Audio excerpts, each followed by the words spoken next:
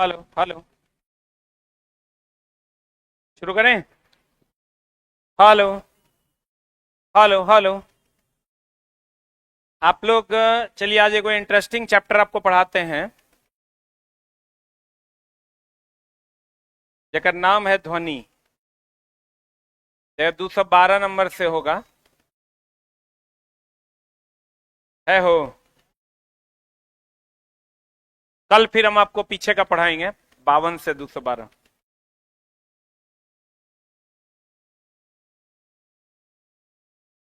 आ जाइए। आ गए। नहीं है ध्वनि। देखें।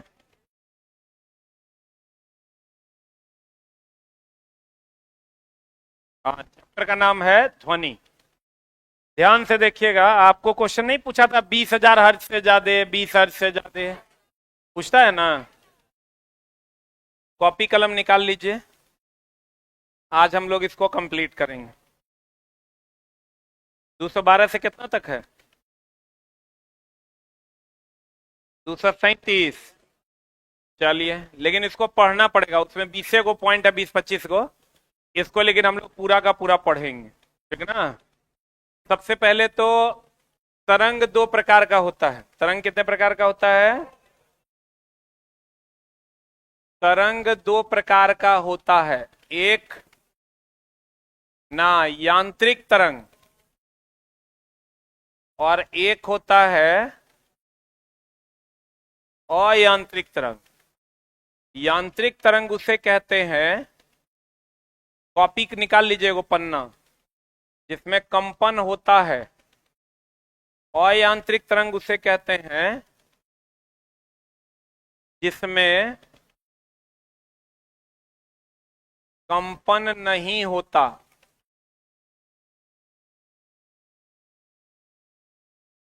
रुक जाओ, लिखना मत, अभी पहले समझ लो। जकरा में कंपन होगा कौन तरंग? यांत्रिक। जकरा में कंपन नहीं होगा अयांत्रिक। बताओ, ध्वनि तरंग में कंपन है? अरे ध्वनि एक प्रकार का कंपन है। विश्वास नहीं होते को साउंड बॉक्स लगा दो। साउंड बॉक्स लगा दो एगो, देखना एकदम कंपन करने लगेगा। और बताओ, प्रकाश कंपन है? ऊष्मा कंपन है? यहां आग लगा देंगे, यहां थरथराहट होगा? होगा। देखकर एग्जाम्पल है ऊष्मा और कौन? प्रकाश। ऊष्मा और कौन? प्रकाश। जल्दी से इसको लिख लो।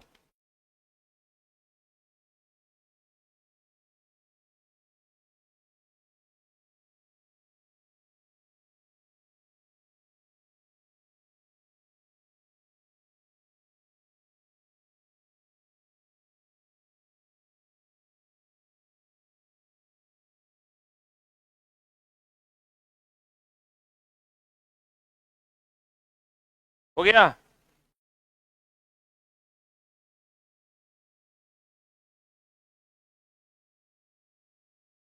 यांत्रिक तरंगों में क्या होता है? कंपन। अयांत्रिक तरंग, कंपन होगा कि नहीं होगा? नहीं होता है।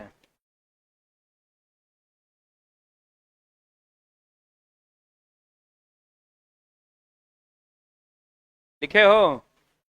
यांत्रिक तरंग किसको कहते हैं? अयांत्रिक तरंग किसको कहते हैं? जिसमें कंपन ना हो। उसके बाद एक तरंग होता है दो प्रकार का। एक होता है अनुदैर्ध्य। इसमें एक और लिख लेना चला, विद्युत चुंबकीय तरंग। विद्युत चुंबकीय तरंग लिखा। विद्युत चुंबकीय तरंग हो गया, जो प्रकाश तरंग का ही एक प्रकार हो गया। अनुदैर्ध्य तरंग, इसमें बड़ा बच्चा कंफ्यूज करता है, आपको एकदम कंफ्यूज नहीं करना है। ध्वनि तरंग अनुदैर्ध्य तरंग है। अनुदैर्ध्य का मतलब होता है सीधा। सीधा बोले तो कितना डिग्री? अरे 0 डिग्री। समानांतर। अनुप्रस्थ तरंग का मतलब होता है जो कंपन के लंबवत दोलन करे। और लंबवत दोलन करे मतलब कितना डिग्री? 90 डिग्री। यार 90 डिग्री बोले तो लंबवत, रुक रुक तब लिखना। 90 डिग्री बोले तो देखो ना, ये 90 डिग्री पर कंपन करती है और ये समानांतर कंपन करती है, मतलब कितना डिग्री पर? 0 डिग्री पर। आज के क्लास से एक क्वेश्चन रहबे करेगा, इसलिए ध्यान से देखो। इसका एग्जाम्पल है ध्वनि तरंग और इसका एग्जाम्पल है ध्वनि को छोड़कर सब, लगभग सब। ध्वनि को छोड़कर लगभग सब तरंग।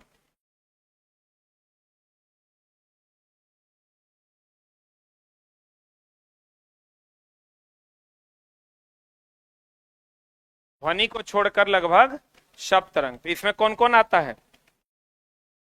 एग्जाम्पल, प्रकाश आएगा, प्रकाश आ जाएगा, और कौन आ जाएगा? ऊष्मा, विद्युत चुंबकीय तरंग आएगा, विद्युत चुंबकीय तरंग। तरंग दो प्रकार का, अनुदैर्ध्य और अनुप्रस्थ। अनुदैर्ध्य मतलब होता है सीधा, अनुप्रस्थ मतलब होता है टेढ़ा।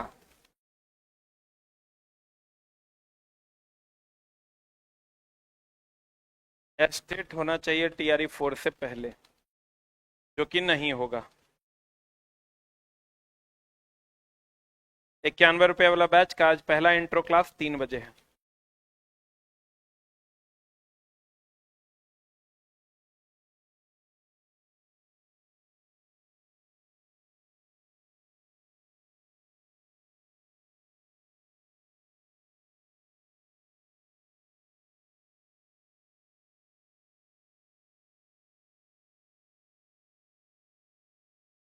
संपूर्ण विज्ञान, हाँ उसका बायो स्टार्ट करेंगे 3-4 दिन के बाद। 3-4 नहीं, 1 सप्ताह बाद। 11 बजे वाला में स्टार्ट करेंगे, उसमें 2 चैप्टर बचा हुआ खत्म हो जाएगा, जय दिन लग जाए, उसके बाद स्टार्ट करेंगे। हो गया? अरे हुआ, फिजिक्स केमिस्ट्री उसमें पूरा हो गया है ना, बायो ही ना बचा है, स्टार्ट करेंगे। अरे बढ़े। अनुदैर्ध्य मतलब सीधा, अनुदैर्ध्य मतलब सीधा, अनुप्रस्थ मतलब टेढ़ा, अनुप्रस्थ मतलब टेढ़ा। आप देखो, ध्वनि एक प्रकार का क्या है? कंपन है। ध्वनि एक प्रकार का, ध्वनि एक प्रकार का कंपन है। ध्वनि एक प्रकार का कंपन है। प्रकाश एक प्रकार का कंपन नहीं है। प्रकाश कंपन है। ध्वनि की ऊर्जा कंपन ऊर्जा है। ध्वनि की ऊर्जा कौन ऊर्जा है? कंपन ऊर्जा। ध्वनि की ऊर्जा कंपन ऊर्जा है। और आप देखो, एक होता है आवृत्ति और एक होता है आवर्तकाल। आवृत्ति होता है 1 सेकेंड में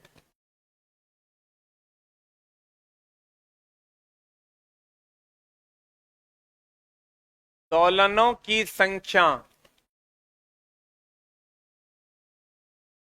आवृत्ति कहलाती है। कितना सेकंड में? कितना सेकंड में?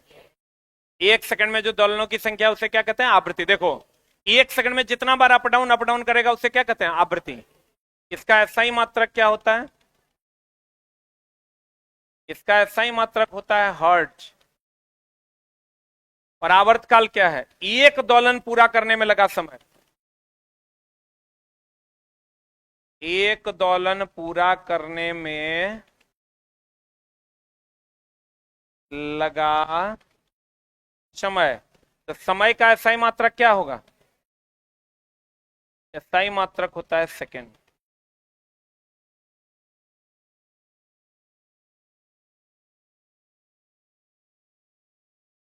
लिख लो,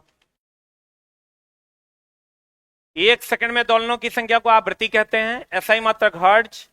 एक दोलन पूरा करने में लगा समय आवर्तकाल, एसआई मात्रक सेकंड।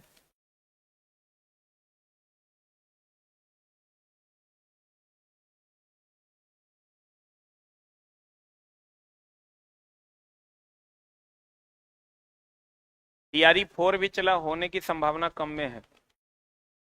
एग्जाम नहीं होगा, हमको जैसा लग रहा है। और डोमिसाइल भी 100% नहीं होगा, सिर्फ संशोधन होगा। हाँ 84% हो जाए। हो गया।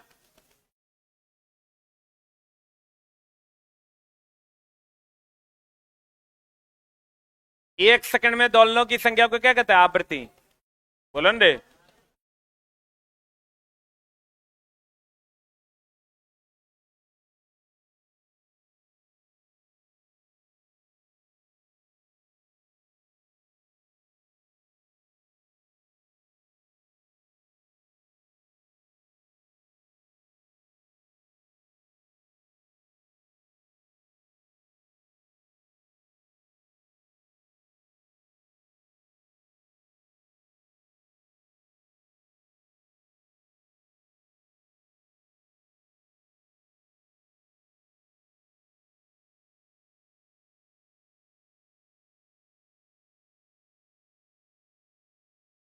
कहता है एक सेकंड में दोलनों की संख्या। बहुत चीज ऐसा है चला जो न्यूज अभी जम्मू कश्मीर के संसद में क्या हो रहा है, विधानसभा में क्या हो रहा है, तुरा पता है? कौन बिल पास हो रहा है? बहुत कम लोगों को पता चलता है।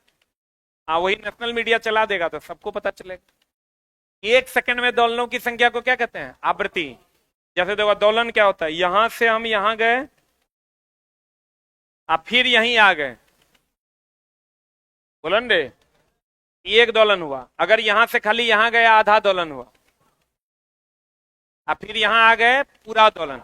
एक सेकंड में जितना बार हम अप डाउन कर पाएंगे वही क्या है? आवृत्ति। और एक दोलन यहां से यहां गए, अब फिर यहां से यहां आए, उसमें जो समय लगेगा उसे क्या कहते हैं? आवर्त काल। क्या कहते हैं? आवर्त काल कहते हैं। अब देखो ध्वनि का जो वेग होता है वो होता है 332 मीटर पर सेकेंड। और 1 डिग्री सी टेम्परेचर बढ़ने से, ताप बढ़ने से ध्वनि का वेग 0.61 मीटर पर सेकेंड या 61 सेंटीमीटर पर सेकेंड बढ़ता है। और एक चीज जो खूब आपको पूछता है, देखो ध्वनि के संचरण के लिए माध्यम की आवश्यकता है। किसकी आवश्यकता है? बिना माध्यम के ध्वनि गमन नहीं करें। अर्थात निर्वात में ध्वनि का वेग 0।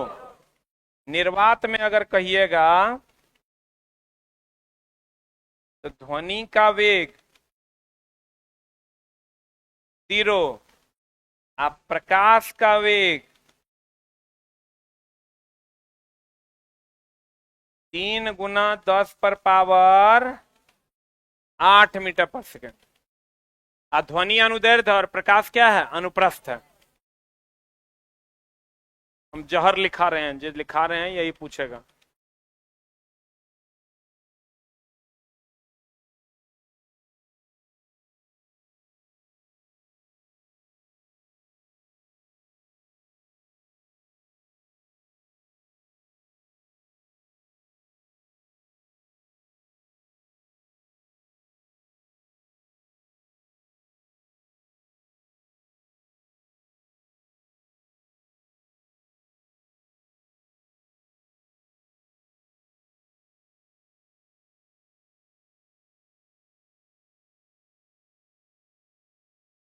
लिखे?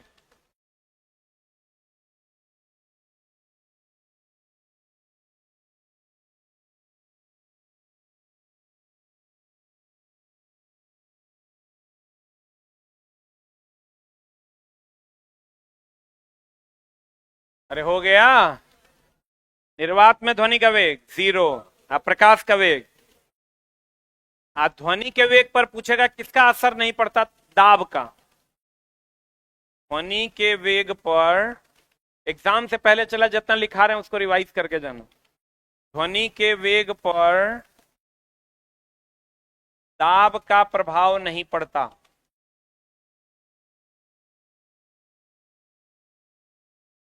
किसका प्रभाव नहीं पड़ता? दाब का प्रभाव नहीं पड़ता है। ध्वनि के वेग पर किसका प्रभाव नहीं पड़ता? दाब का। ध्वनि के वेग पर दाब का कोई प्रभाव नहीं पड़ता। अब आ जाओ इधर। ध्वनि के वेग पर किसका प्रभाव नहीं पड़ता? दाब का कोई प्रभाव नहीं पड़ता है। ये तो पता होगा आपको, 20 हर्ज से कम। अब 20,000 हर्ज से ज्यादा, इसको कहते हैं हम अवश्रव्य। इसको कहते हैं हम पराश्रव्य। बोलन रे। अवश्रव्य बोले तो यहां से यहां तक को कहते हैं श्रव्य। अब श्रव्य बोले तो इसको कौन सुनता है? मनुष्य नहीं सुन सकता। श्रव्य को केवल मनुष्य सुनता है। अब श्रव्य को कुत्ता, बिल्ली, सांप, हृदय का धड़कन, भूकंप की ध्वनि। अब पराश्रव्य को चमगादड़, डॉल्फिन और चमगादड़, डॉल्फिन, परपोइसेस, हम लोगों के यहाँ ये नहीं पाया जाता है, सुनता है। इसको लिख लो।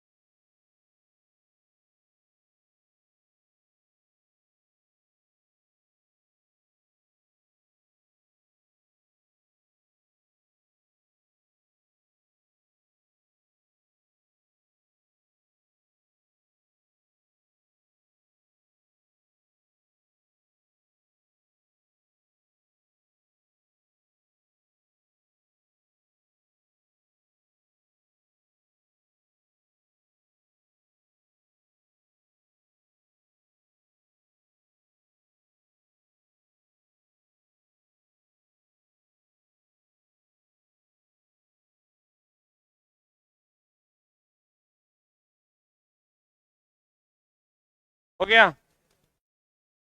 अरे हुआ। 20 हर्ज से कम, कुत्ता, बिल्ली, सांप, हृदय, भूकंप। 20,000 हर्ज से ज्यादा, 20 से 20,000 हर्ज।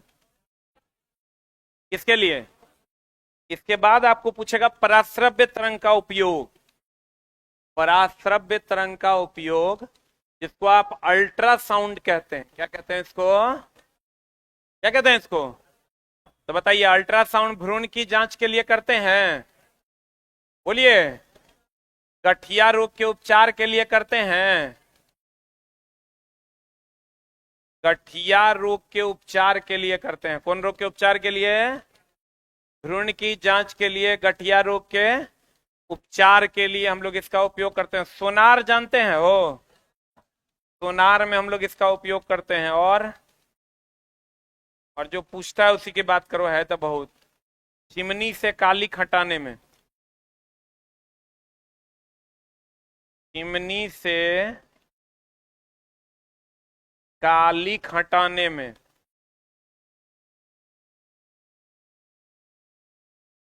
चिमनी से क्या हटाने में? कालिख हटाने में।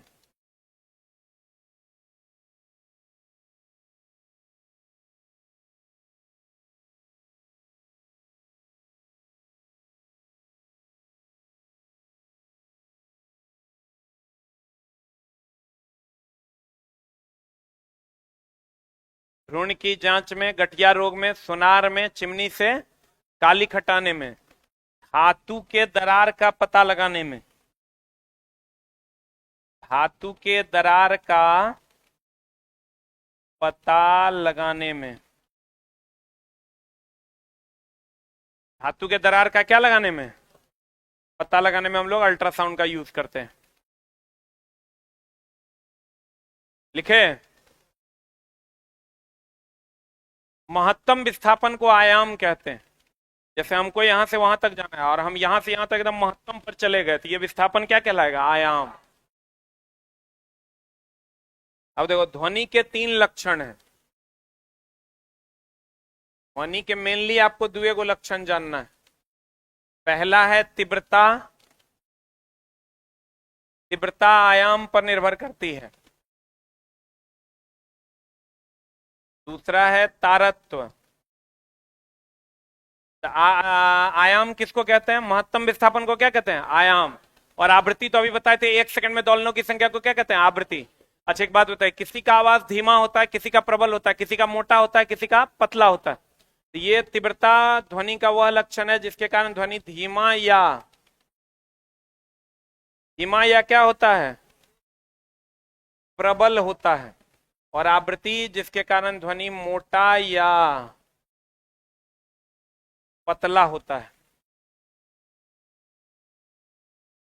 ध्वनि के लक्षण, तीव्रता आयाम पर निर्भर करती है, तारत्व आवृत्ति पर निर्भर करता है, जिसके कारण ध्वनि मोटा या पतला सुनाई पड़ता है।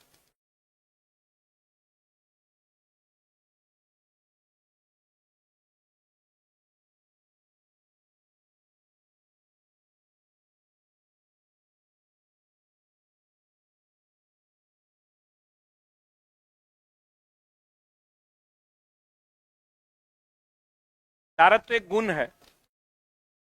जैसे आशिकी क्या होता है, एक गुण है, बोलन रे लुचई का। तो वही है, मोटा पतला, अगर किसी लड़का का आवाज मोटा होता है तो उसका तारत्व क्या है, कम है। इसमें जब आप देखिएगा, हो गया, अरे हुआ। अब एक एक करके अगर हम तीव्रता और तारत्व को देखें,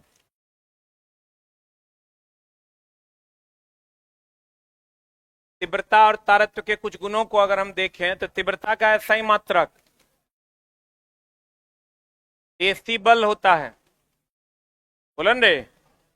आप भारत WHO के अनुसार, WHO के अनुसार 45 डेसिबल तक की ध्वनि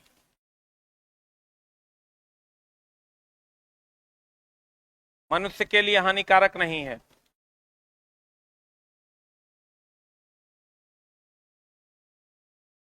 हानिकारक नहीं है। तारत्व की बात करोगे, मोटा आवाज लड़का का कि लड़की का, तो तारत्व कम। अब पतला आवाज तो तारत्व अधिक। जैसे बताओ, मच्छर का तारत्व अधिक कि कम, पतला ना होता है। और सिंह का गरजना, अरे सिंह का गरजना आवाज मोटा ना, तो तारत्व कम। लिख लो जल्दी।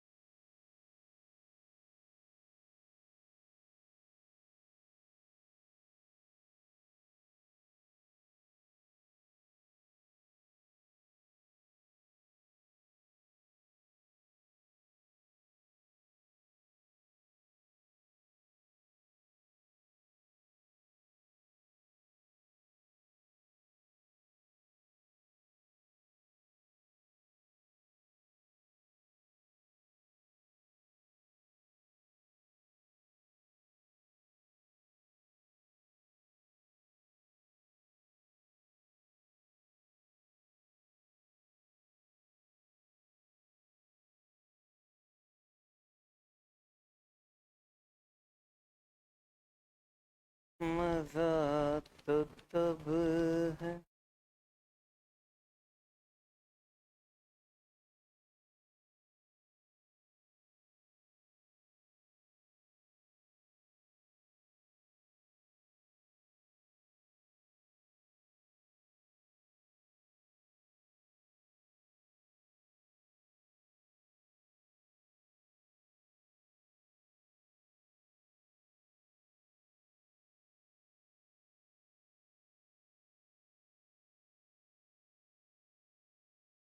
हो गया।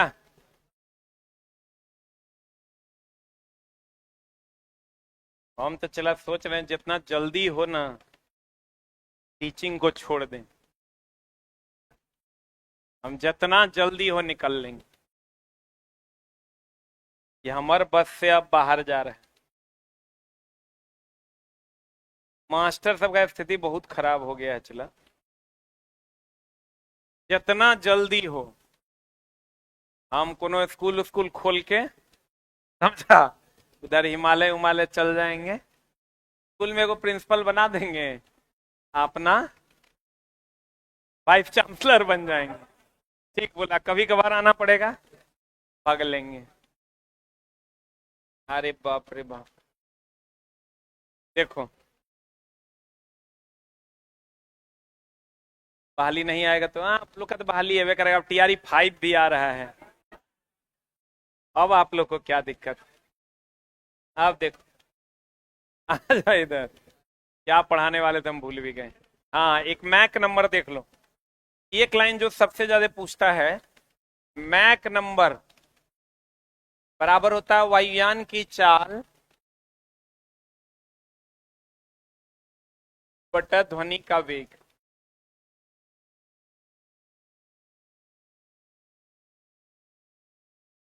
अब चला हमारा मन करता है ना कि सरकार कोई को प्लान दे और सारा प्राइवेट इंस्टीट्यूशन बंद करवा दे।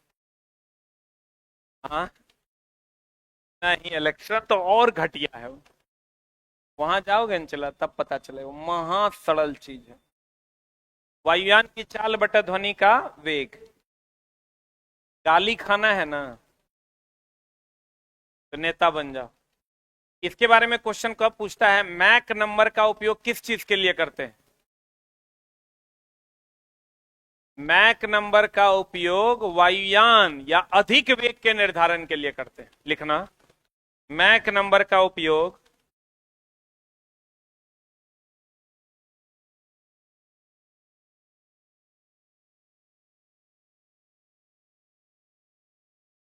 मैक नंबर का उपयोग वायुयान के चाल या अधिक वेग के निर्धारण के लिए करते हैं।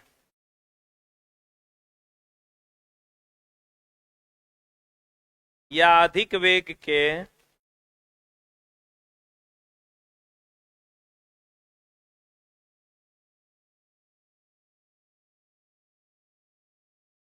निर्धारण के लिए करते हैं। वायुयान के चाल और अधिक वेग के निर्धारण के लिए करते हैं। लिख लिए। अब चलिए इधर, ध्वनि बताओ, कंपन है यांत्रिक ऊर्जा की अयांत्रिक ऊर्जा, किस प्रकार की ऊर्जा है। यांत्रिक ऊर्जा। एक और लाइन इसी में लिख लेना, कंपन ऊर्जा।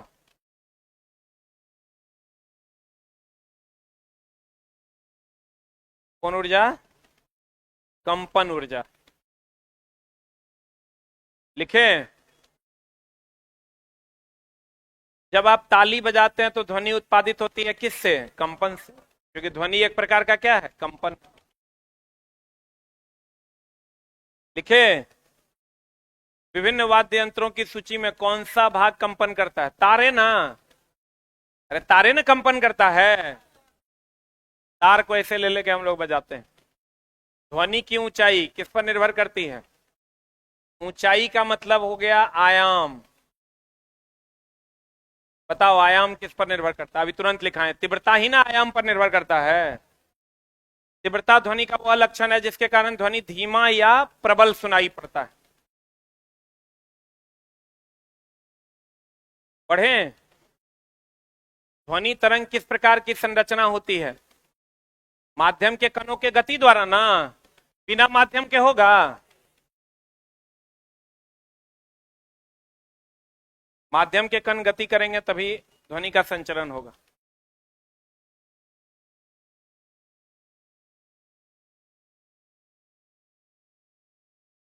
पढ़ें। ध्वनि तरंगों का विस्तार क्यों आवश्यक है? तरंगों के संचरण के लिए। तरंग का संचरण के लिए ध्वनि तरंगों का विस्तार आवश्यक है। एक क्वेश्चन और पूछता है, ध्वनि किस कारण से आगे बढ़ती है? संपीड़न और विरलन के कारण। देखो क्या होता है, जैसे अभी हम बोल रहे हैं, यहां कंपन हो रहा है।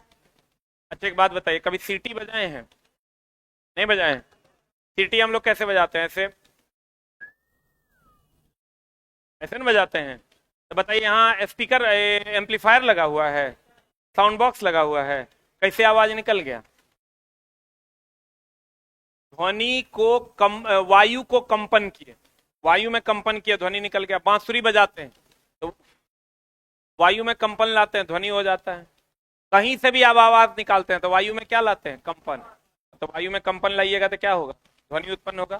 तो हम जो बोलते हैं तो यहाँ संपीड़न होता है, फिर विरलन होता है, फिर संपीड़न। संपीड़न मतलब दबना कि हटना। तो लिख लेना, ध्वनि संपीड़न और विरलन के कारण आगे बढ़ती है।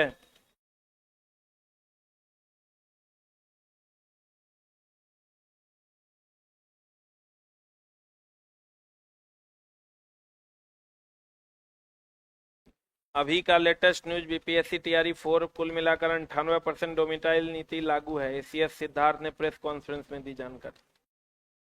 अब पता नहीं सच बोल रहा है कि झूठ बोल रहा है।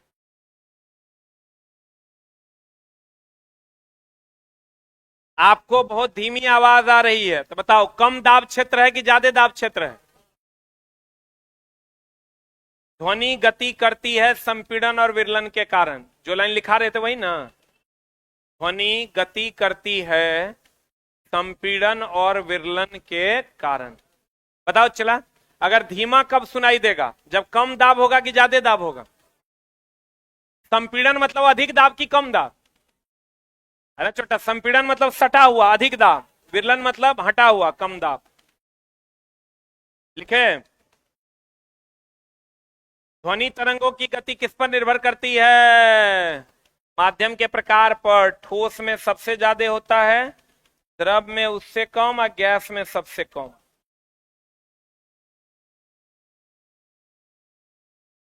ध्वनि सबसे ज्यादा ठोस में, उससे कम द्रव में, सबसे कम गैस में। पढ़े, अनिर्वात में ध्वनि का वेग 0।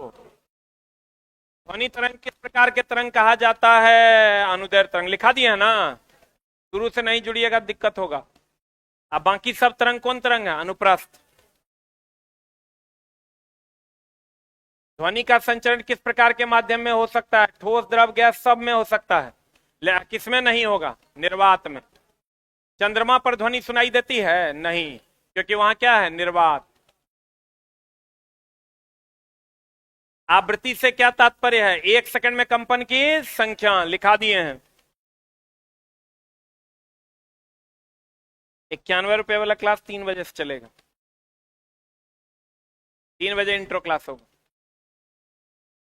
ध्वनि तरंग का आवर्त काल का सही मात्रक क्या है? सेकंड। लिखे, पिछला नहीं लिख पाए क्या? लिख लो पिछला जो नहीं लिख पाए। 1 सेकंड में कम, अरे लिखाई नहीं है आवृत्ति 1 सेकंड में दोलनों की संख्या।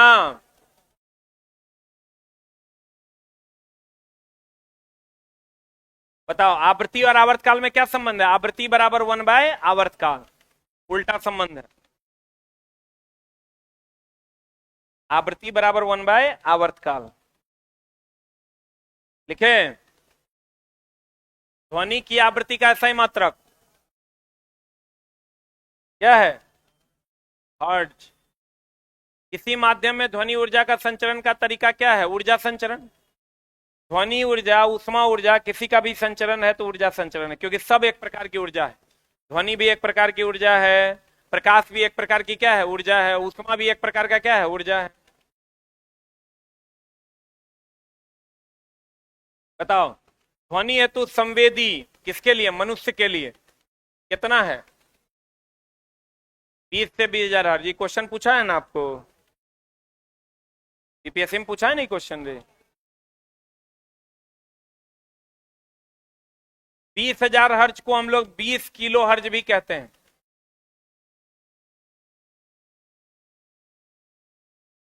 हाँ,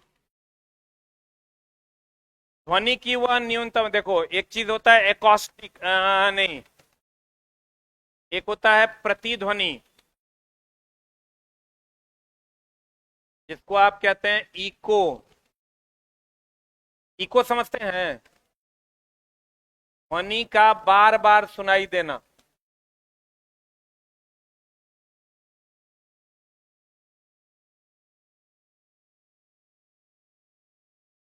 ध्वनि का बार बार सुनाई, बताओ यहां तुमको बार बार सुनाई दे रहा है? जैसे हम लोग कहते हैं हेलो, वो कहेगा हेलो हेलो हेलो, उसी को कहते हैं क्या, इको। और ये तब होता है जब स्रोत एंड परावर्तक सतह, अभी दीवार मेरा परावर्तक सतह है, परावर्तक सतह के बीच की न्यूनतम दूरी 16.6 मीटर या 17 मीटर होती है।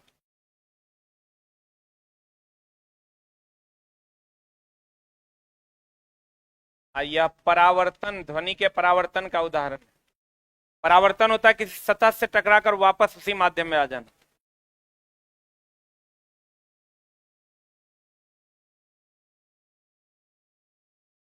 बिहार लाइब्रेरियन में लाइब्रेरियन चलता है 5 बजे।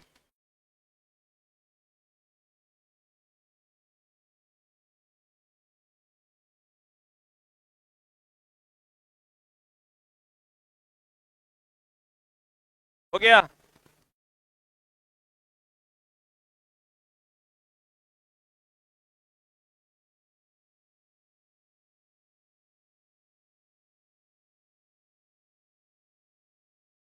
अरे हुआ?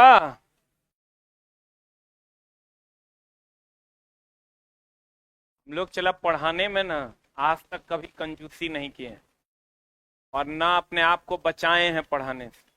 अभी तो तू मेरे पास क्या पैसा दिया है तोरो पता है, पता है ना। लेकिन मां शारदे की सौगंध अगर एक लाइन की बेईमानी हो जाए, तुम, फीस है मेरा साइंस का 5,000 टका, नीचे जाके पता कर लेना। 4,000 5,000, उससे कम में 4,000 या 5,000 होगा, उससे कम में साइंस नहीं पढ़ाते हैं। तुम क्या फीस दिया है तोरो पता है। लेकिन जुबान दिए थे 6 to 10 पढ़ाएंगे, मतलब पढ़ाएंगे। और ये सोच के नहीं पढ़ा रहे हैं तुमको कि आज खत्म कर देना है या 4 दिन का टारगेट लिए बोल दिए हैं चलो खत्म करते हैं। ये आज तक जिंदगी में नहीं किए। 300 टका का बैच लेते थे न, चला वो 8 महीना पढ़ाते थे, क्योंकि हमको लगता है कि यार बच्चा उम्मीद करता है। इसीलिए 13 साल से आज तक पोस्टर नहीं टांगे। केकरो से पूछोगे साइंस कहाँ पढ़े तो कहेगा इसके जाके पास चल। उसका रीजन यही है कि आज तक किसी के साथ बेईमानी नहीं की। लेकिन शिक्षक समुदाय में जो है मामला अति संवेदनशील। मास्टर बनना समझो, मास्टर अगर गड़बड़ी कर रहा है तो आतंकवादी से भी ज्यादा खतरनाक है समाज के लिए। एक टीचर अगर गड़बड़ कर रहा है उससे बढ़िया 2 आतंकवादी 10 को मार के चल जाए, 10 को का नुकसान होगा, कै को का नुकसान होगा, 10 को मर जाएगा। लेकिन एक टीचर पूरा समाज खा जाएगा, पूरा राज्य खा सकता है। अभी वे 91 टका के बैच दिए दिए है ना, तो टीचर कम्युनिटी के लोग पूछ रहे हैं सर टारगेट है ना। कोई आके पूछता है कि सर शॉर्टकट पढ़ा रहे हैं क्या उसमें, टीचर पूछता है तो उसको देखते हैं और हंसी भी आता है कि क्या बोल रहे हैं सर आप। मतलब बड़ा अजीब वाला फीलिंग आता है। उसमें भी साइंस पढ़ाने जाएंगे ना, चला 100 घंटा से कम नहीं पढ़ाएंगे, 100 घंटा खाली फिजिक्स पढ़ाएंगे, साइंस छोड़ दो बहुत दूर हो गया, खाली फिजिक्स 100 घंटा पढ़ाएंगे। मतलब वो फालतू वाला काम जिंदगी में कभी ना। और एक चीज जान लो, मास्टर होकर के अगर तुम बच्चा के साथ जिस दिन पूरा कर दिया और कंटेंट की चोरी कर दी या खुद स्टडी नहीं किया, तो समझो चला उन नरकों में जगह नहीं मिलेगी, क्योंकि तू पूरा समाज खा गया। एक टीचर अपने एक पूरे कैरियर में कम से कम 50,000 लोगों की जिंदगी तो बर्बाद कर ही सकता। इसलिए दोस्त मेरे, अभी का जो स्थिति है, हमरा चला कोई फर्क नहीं पड़ता तू कितना फीस दिया, 500, कोई दिया है कोई नहीं हो दिया है, यही ना बात है। उससे ज्यादा का जीरोक्स हम तुरंत दे दिए, ऑनलाइन कंप्लीट फ्री पढ़ा रहे हैं, लेकिन किसी को एहसास नहीं होने देते हैं कि हम कम पैसा लेके कम पढ़ा रहे हैं। हमारे दिमाग में जे आएगा वो हम सब लगेगा तो लिए इंपॉर्टेंट है, सब पढ़ा दें। यही तू करना जब मास्टर बनेगा। मास्टर होके चला बेईमानी नहीं करना, उससे बढ़िया है कहीं पर जाके गोबर उठा के पेट पाल लेना। अगर मास्टर बनो तो तभी बनो जब ईमानदार रहो, और नहीं तो मास्टरी नहीं करना तो दूसर कोनो काम कर लो, क्योंकि वो भयानक वाला जो है ना पाप लगेगा। अच्छा चला ईमानदारी से बताओ, अगर सरकारी स्कूल के टीचर अपना कर्म निभाने लगे, हम लोगों की जरूरत है? कितना जाली करता है वो, साफ गड़बड़। अगर कोई माई बाप ने है, इसीलिए वो लोग बाल बच्चा गड़बड़ निकल जाता है। जैसा करोगे वैसा भरोगे। कह रहे हैं क्या आप? नहीं, क्वालिफाइड नहीं है तो क्वालिफाइड तो कोई नहीं है दोस्त, पढ़ के बन सकते हैं हम। हमको पचमा छठा को पढ़ाना है, हमको नहीं आता है तो हम पढ़ लेंगे। हमको जो चीज नहीं आता ना हम पढ़ लेंगे, पढ़ के पढ़ा देंगे। कर्म निभाने की इच्छा होनी चाहिए। ध्वनि की न्यूनतम दूरी कितनी होनी चाहिए जिस पर प्रतिध्वनि यानी इको सुनी जा सके?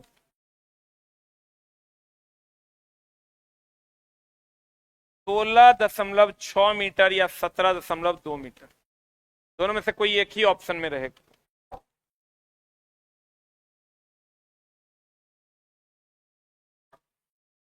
हम लोग कहेंगे लाइए, हम एक बार एससीईआरटी को एक योजना दी है। किसको? ये किताब तो हम पढ़ा रहे हैं इनडायरेक्टली, डायरेक्ट तो उनके चेयरमैन से मिलना बड़ा मुश्किल है। हम बोले सर वो काम कीजिए कि जितना ऑफलाइन आप एजुकेशन दे रहे हैं, आप क्लास 8, 9, 10 सबके पास मोबाइल है, पूरे बिहार से 20 को टीचर सेलेक्ट कीजिए।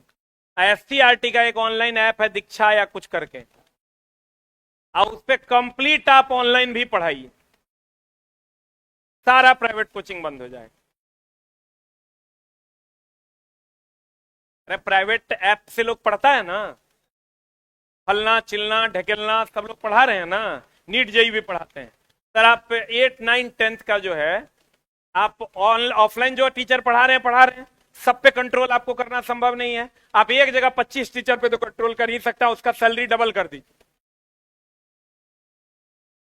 ट्रिपल कर दीजिए। जे नहीं पढ़ाएगा उसको छांट दीजिए, जेकर पसंद करेगा एक सब्जेक्ट में 3 टीचर को दीजिए जो पूरे बिहार से छटा हुआ। ऑनलाइन एजुकेशन दीजिए फ्री ऑफ कॉस्ट, खूब पढ़ेगा बच्चा। अभी फलना के चिलना के ढकेलना के 5,000 में कोर्स लेके पढ़ता है, 2,000 में कोर्स लेके पढ़ता है, आप ही का पढ़ेगा। चुप हो गया। वो क्या किया है, उसको सारे लोग प्लान दिए हैं कि हर कॉलेज में जो है बोर्ड लगाइए, स्मार्ट बोर्ड। हमको लगता है रक्षाबंधन के छुट्टी में ले जाएगा। हम उसको बोले ही तो रक्षाबंधन के छुट्टी में ले जाएगा। 20-20 को कहा कंप्यूटर लगाएंगे, हम बोले रक्षाबंधन दिवाली छठ के छुट्टी में बचेगा कहाँ? उसका स्टेटमेंट तो सुनो, कहता कोशिश कर रहे हैं। पता है उस कोशिश में हार जाएंगे, क्यों करना वो कोशिश? उसके लिए आप अपने इंफ्रास्ट्रक्चर को उतना मजबूत कीजिए, चौकीदार दीजिए, वो पुलिस दीजिए हर स्कूल में, तब ना होगा। चौकीदारे पे चलेगा। ध्वनि की न्यूनतम, कहता है ध्वनि की तीव्रता किन इकाइयों में मापी जाती है? डेसिबल। सही है। स्पष्ट प्रतिध्वनि सुनने के लिए न्यूनतम समय अंतराल कितना होना चाहिए? 0.1 सेकेंड। दो ध्वनियों के बीच अंतर 0.1 सेकेंड का होना चाहिए। जैसे हम लोग बोलते हैं ना, हम अगर बहुत तेजी से बोल देंगे तो आपको समझ में नहीं आता है, इससे और ज्यादा तेजी से बोल देंगे तो आपको समझ में नहीं आएगा, क्योंकि दो ध्वनि के बीच में 0.1 सेकंड यानी 1/10 सेकंड का समय अंतराल होगा। 1/10 सेकंड भी लिख लो, कभी कभी ये हो देता है, तभी आप दो ध्वनियों के बीच अंतर कर पाइएगा।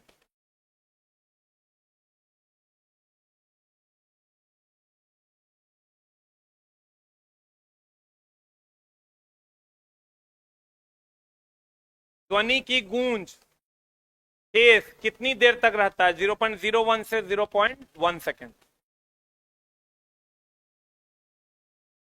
गूंजता है इतने देर तक।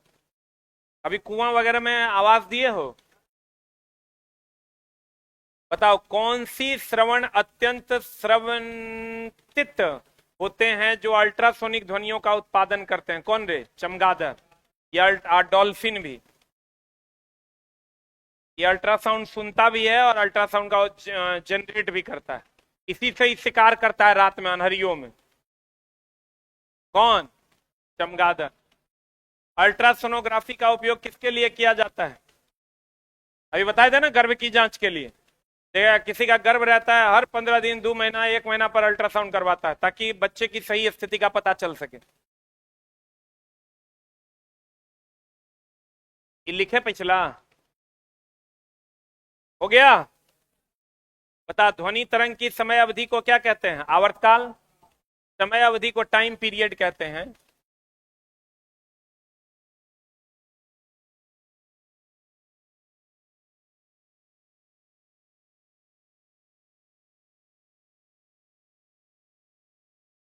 बीस हर्ट्ज से कम आवृत्ति की ध्वनियों को क्या कहते हैं? अपश्रव्य। हो गया। 20 हर्ट्ज से अधिक पराश्रव्य।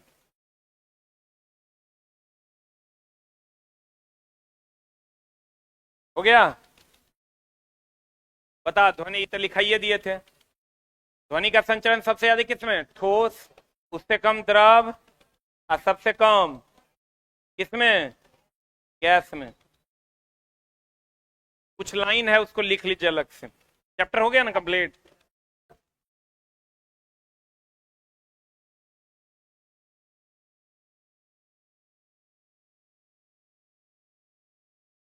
अपवर्तन दिन की अपेक्षा रात में ध्वनि दूर तक जाती है।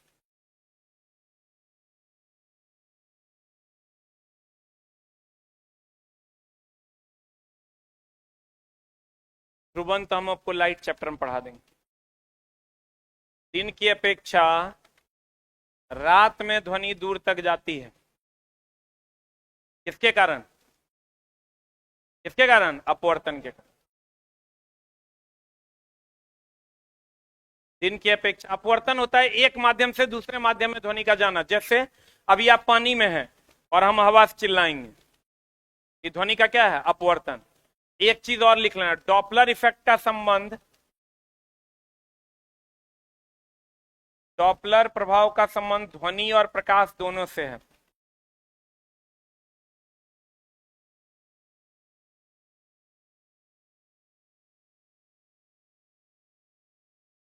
एग्जाम्पल लेकर लिख लेना। एम्बुलेंस नजदीक आने पर तेज सुनाई देना।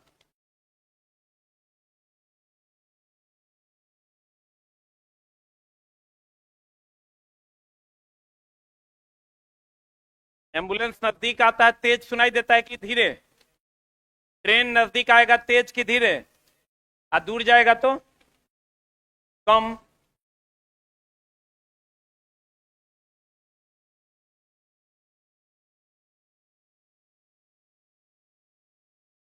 हो गया? अरे हुआ। एम्बुलेंस नजदीक आने से तेज कि धीमा? और दूर जाने से धीमा।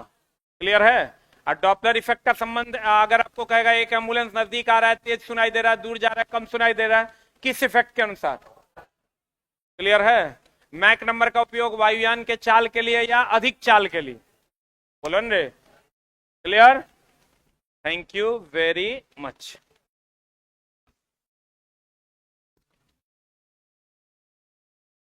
पढ़ा देंगे लाइट चैप्टर में।